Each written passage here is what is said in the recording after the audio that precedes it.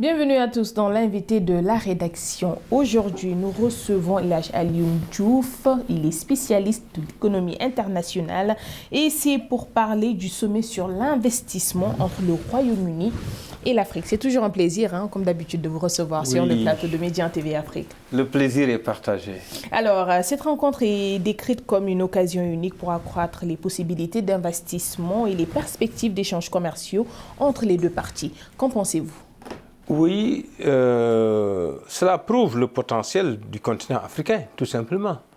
Je pense que tous les pays du monde comprennent qu'il y a du travail à faire en Afrique et cherchent à coopérer avec les Africains pour contribuer au développement du continent. Pourquoi?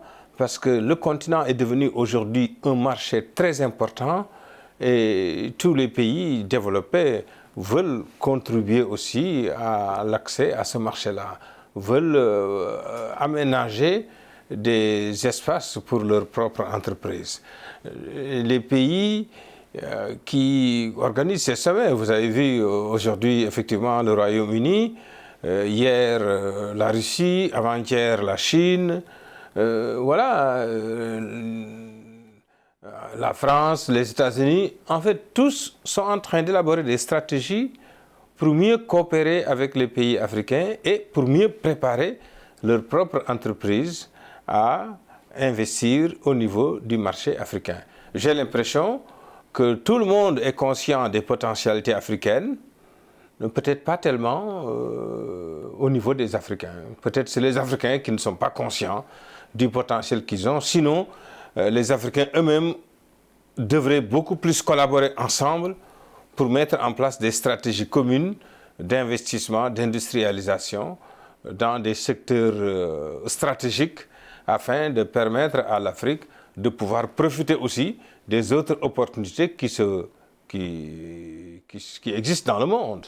Comme vous le dites vous-même, l'Afrique doit elle-même profiter de ses propres ressources, mais aussi, vous l'avez dit, le continent africain est très attractif. Comment justement expliquer cet intérêt grandissant des investisseurs britanniques pour l'Afrique? Le retour sur investissement d'abord en Afrique est le plus élevé du monde. C'est-à-dire que quand vous investissez en Afrique, vous gagnez de l'argent. Quel que soit ce que les gens maintenant disent sur l'insécurité en Afrique, sur ceci ou sur cela. En Afrique, on gagne de l'argent. Donc, ceux qui veulent gagner de l'argent ont les yeux tournés vers l'Afrique. Deuxièmement, l'Afrique a un grand potentiel. Ce que peut-être les autres, parfois, n'ont pas totalement. L'Afrique a un grand potentiel. Cheikh Anta Diop, en 1960, disait que les potentialités de l'Afrique de l'Ouest sont plus importantes que celles de l'Angleterre et de la France réunies. Donc, vous voyez un peu l'immensité de la tâche. Donc, je comprends parfaitement que les pays développés de par le monde aient des intentions fortes de coopérer avec l'Afrique parce qu'ils savent que le marché africain est devenu un marché dynamique et c'est le futur marché aussi. Mais quels sont les enjeux pour le continent et les perspectives d'ailleurs? Oui, le continent doit savoir qu'on est à la croisée des chemins. On est dans une situation aujourd'hui où il y a de grands bouleversements au niveau mondial. L'apparition des pays émergents constitue une nouvelle donne au niveau de la géopolitique mondiale. La Chine, l'Inde sont devenus des puissances économiques, mais aussi des puissances dans beaucoup de domaines. Et posent même sur la table des plans qui sont des alternatives à ce qu'est le consensus de Washington. C'est-à-dire qu'aujourd'hui, la Chine se comporte comme la Banque mondiale.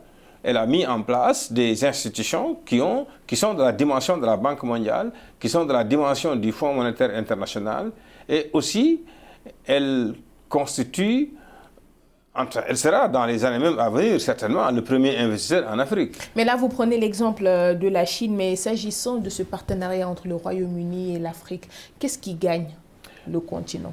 Le continent, il gagne beaucoup. D'abord, il faut savoir que le Royaume-Uni est présent dans beaucoup de pays africains. Ses principaux clients sont des pays africains très développés. L'Afrique du Sud, l'Égypte, l'Afrique du Sud peut-être à hauteur de plus de 50%, l'Égypte 10%, et d'autres pays comme l'Algérie, comme le Maroc, qui sont aussi de bons clients. Sans compter le Nigeria. Sans compter maintenant cette perspective de pouvoir profiter de ces nouveaux pays comme l'Éthiopie, et puis l'Afrique de l'Ouest, ces zones dynamiques. Donc l'Angleterre, il gagne parce que d'abord l'Angleterre, ce qu'il faut savoir, c'est que c'est pas pour rien que l'Angleterre intitule, le Royaume-Uni intitule son sommet un sommet sur l'investissement. Ils n'ont pas dit sur le commerce, ou ils n'ont pas dit sur... ils ont dit sur l'investissement. Sur l'investissement, mais là, tout à l'heure, vous avez dit ce que le Royaume-Uni y gagne, mais l'Afrique elle-même, qu'est-ce qu'elle y gagne? Oui, c'est ça. C'est pourquoi j'ai dit, ils ont dit sur l'investissement. Qu'est-ce que l'Afrique y gagne? L'investissement. Ce qui est stratégique, c'est l'investissement, ce n'est pas le commerce. Commercer avec l'Angleterre, ce n'est pas ça qui est important pour l'Afrique. Parce que ça veut dire qu'on risque de vendre que des matières premières agricoles ou des produits miniers. Ce qui me semble important, c'est de pouvoir bénéficier des investissements venant du Royaume-Uni. Parce que le Royaume-Uni, la cité, c'est la principale place financière du monde. Avec le Royaume-Uni, on peut avoir tous les groupes les plus importants du monde venir investir. Et nous avons de grands projets. Par exemple, dans le domaine, prenez un pays comme la Guinée, comme le Mali, vous avez des pays qui ont un pays comme le Sénégal, avec son pétrole aujourd'hui et son gaz. On a besoin de gros investissements. Donc, on a besoin de pouvoir attirer justement ces grands groupes privés. Et l'Angleterre, la City de Londres est la première place, effectivement, financière du monde. Ils envisagent d'ailleurs d'investir dans les années à venir plus de 4 milliards de dollars. Évidemment, d'autres pays aussi envisagent d'investir des sommes aussi importantes. Et en échange de quoi? Ce que nous allons y gagner, c'est par exemple si vous prenez la bauxite, ou le fer de Falémé, par exemple du Sénégal, ça demande des investissements énormes. C'est d'ailleurs un Indien, mais anglais, Lakshmi Mittal, qui a travaillé avec nous pour pouvoir faire un port minéralier à Barnier et pouvoir transformer ce fer. Ça demande des investissements très importants. Donc ce que pour nous pouvons y gagner, justement ce potentiel que nous avons et qui est énorme, nous ne pouvons pas aujourd'hui le financer, nous ne pouvons pas le mettre en œuvre, nous ne pouvons pas aujourd'hui transformer cette bauxite, transformer ce fer de Falémé pour en faire de l'acier et donc faire des bateaux, des avions, des voitures, des instruments extra.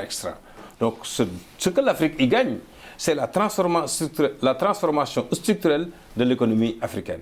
Donc en compétences et également en moyens. Absolument. D'abord, il faut savoir que ce n'est pas simplement l'Angleterre qui a ses moyens, il y en a d'autres qui en ont. Mais l'Angleterre est dans une situation assez critique. Elle fait le Brexit. Certes, dans les 2 ans à venir, elle va peut-être constituer toujours une zone de libre-échange avec l'Union européenne, mais l'économie anglaise a besoin de se redéployer. D'ouverture. Parce que dans le cadre de l'Union européenne, elle avait les portes ouvertes presque partout en Afrique, parce que l'Union européenne avait déjà signé des accords de partenariat avec certains pays africains. L'Union européenne était déjà dans le cadre d'accords de zone de libre-échange avec beaucoup de pays africains, etc.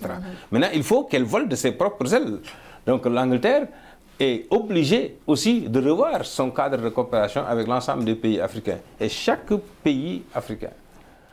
Aujourd'hui, regardez, le Sénégal a pu gagner d'une banque anglaise le financement du stade olympique qui va tourner autour de plus de 150 milliards.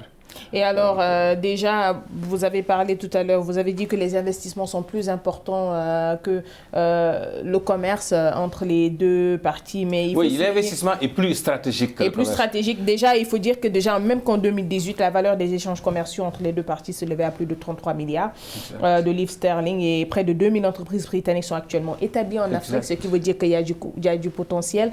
Le continent est attractif. Il faudrait aussi que les Africains s'en rendent compte. C'est justement là est le problème. Je pense que les autres sont prêts, c'est nous qui sommes en train de nous préparer. Et justement, dans ce sens, il me semble que nous devons comprendre que ce que les marketeurs appellent benchmarking, c'est-à-dire voir les meilleures pratiques qui se font dans les pays. Nous avons des entreprises anglaises qui sont là, des entreprises françaises, des entreprises européennes, des entreprises chinoises. c'est à nous d'avoir un comportement comme ce que les autres ont fait. Les autres ont bien regardé ce que les Chinois ont bien regardé ce que les Américains ont fait. Les Japonais ont bien regardé ce que les Américains ont fait. Ils ont proposé, ils ont innové.